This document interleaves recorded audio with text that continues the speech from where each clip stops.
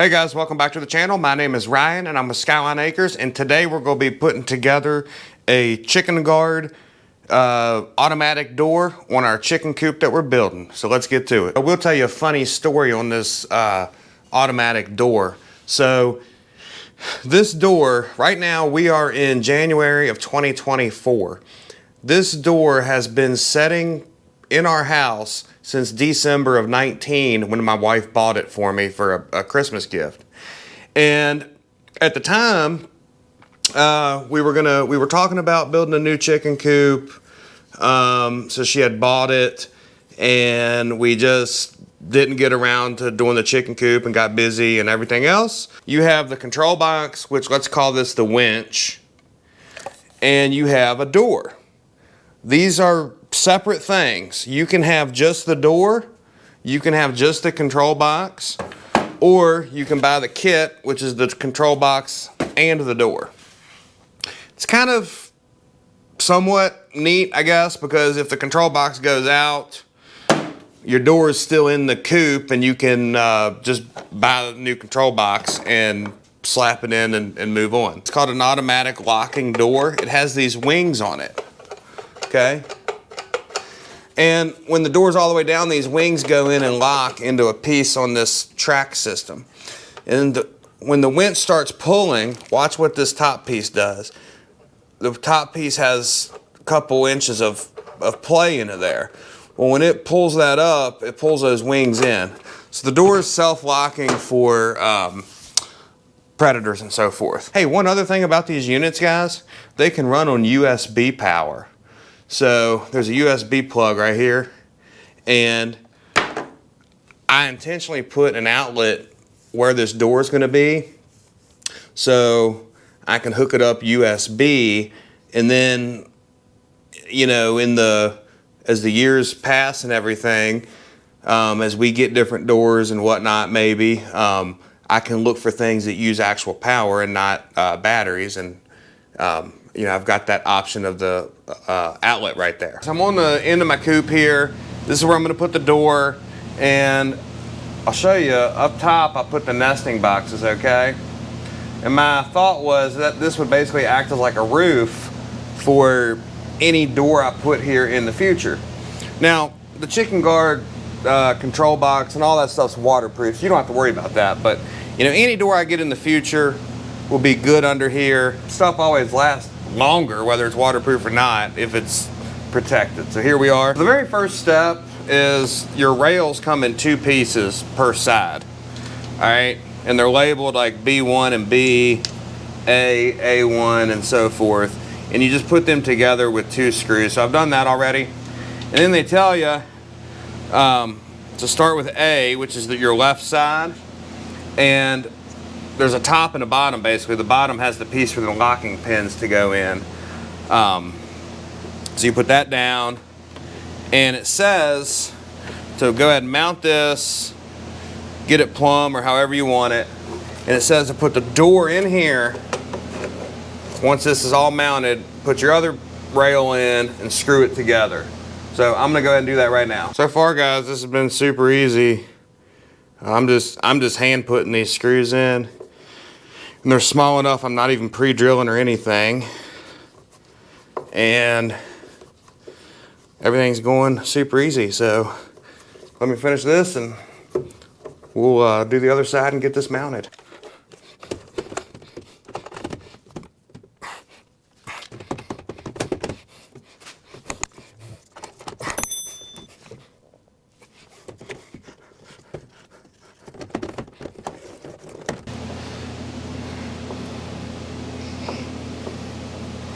So I got the door installed, and so the control panel is going to mount up here.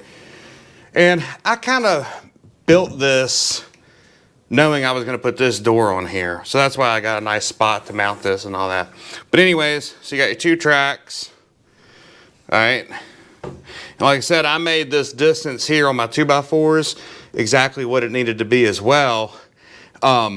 But even if your 2x4s or your opening was less, this thing can still just mount on the outside of it, okay? So the way this works, see these wings right there?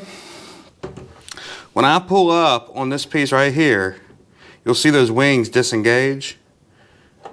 Then once it bottoms out, then it starts pulling the door up. When it drops down, wings engage. That way, a predator can't pick the door up. So now that we got the door installed, it is time to move on to the control panel. And the control panel looks like this. Like I said, it's kind of a winch system. Since the rope is off center from the unit, they say to center the rope, so the control panel ends up being off center a little bit. So I'm going to mark the center just by doing this. I've heard of people mounting these things like sideways over here and running them through an eye bolt and all kind of stuff. So you just got to get it kind of close and I think you're good. All right, so go ahead and mark the holes.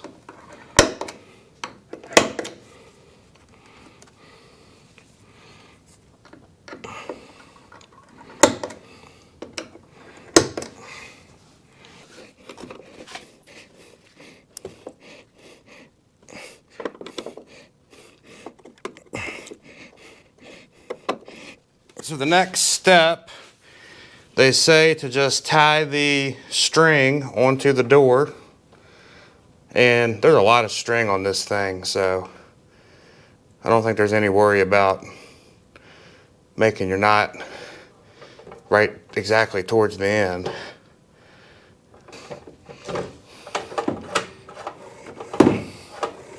Alright guys, there's the string attached. Alright guys, we're just putting the front panel on now. These screws actually go into metal inserts in that plastic. And they're actually machine type screws. It's kind of nice.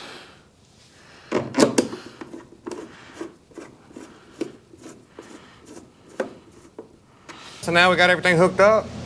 We got to calibrate the door to basically tell it when to stop on the height and when to stop on the furthest down point. I think the newer version of this automatically calibrates, it says, but you gotta do it on this one.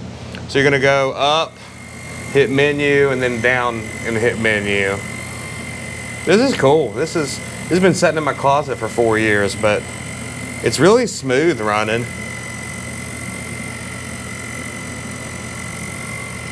So we're gonna get it up and hit menu, and then you go down and hit menu. And guys, this has that play in it, remember? So the door will get down, this will continue to go down and let these wings out down here for the predator proof situation. All right, so now it's going to go through a cycle.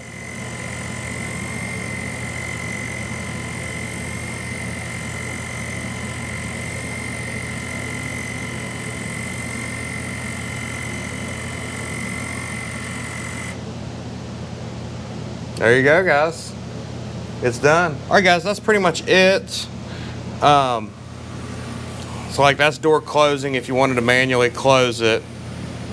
In case you were wondering, I'm gonna come in on this back side and put this hardware cloth so it covers it, you know, when the door's down. But anyways, I didn't really go over what all this thing does, but because I really don't know everything. There's 4 opening and closing settings. You can do it manually, so you can just come down to your chickens and be like, I want to open the door. Okay? That sort of defeats the purpose of the automatic opener, but you could run it like that. You can also run it with a sensor, which the door automatically opens at dawn and it automatically closes at dusk. And it has a light sensor on here. Okay? Then it has a timer. So this option is for automatic opening of the coop door in the morning and closing in the evening. So you can literally just say open at 8 a.m. and close at 6 p.m. And then it also has one called Lux Plus.